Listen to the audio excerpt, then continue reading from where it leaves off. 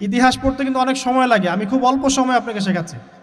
রাসূল সাল্লাল্লাহু আলাইহি ওয়াসাল্লামের ইন্তেকালের পর খলিফা হন আবু বকর সিদ্দিক রাদিয়াল্লাহু আনহু, তারপরে ওমর রাদিয়াল্লাহু আনহু, তারপরে উসমান রাদিয়াল্লাহু আনহু। এই উসমান রাদিয়াল্লাহু আনহুর এই সময় থেকে শেষের দিকে একটা সমস্যা সৃষ্টি হয়েছে। কি সমস্যা? উসমান রাদিয়াল্লাহু আনহুকে কিছু বিদ্রোহীরা হত্যা করেছিল। একটু বোঝার চেষ্টা করেন। উসমান রাদিয়াল্লাহু আনহুকে হত্যা করেছিল কিছু বিদ্রোহী, ঠিক আছে? যিনি নবী সাল্লাল্লাহু আলাইহি ওয়াসাল্লামের জামাই, দুইজন মেয়েকে বিয়ে করেছেন, জিন্নুরাইন, তাকে হত্যা করেছে কিছু বিদ্রোহী। এরপরে খেলাফতের দায়িত্বে আসেন আলী রাদিয়াল্লাহু আনহু। কে আসেন? আলী রাদিয়াল্লাহু আনহু। আলী রাদিয়াল্লাহু আনহু দায়িত্ব নেন এই মক্কা মদিনা এই জায়গাটুকুর উপরে। তার হাতে সাহাবায়ে কেরাম বায়াত করেন। কিন্তু ওই দিক বলতে বোঝাচ্ছি সিরিয়া,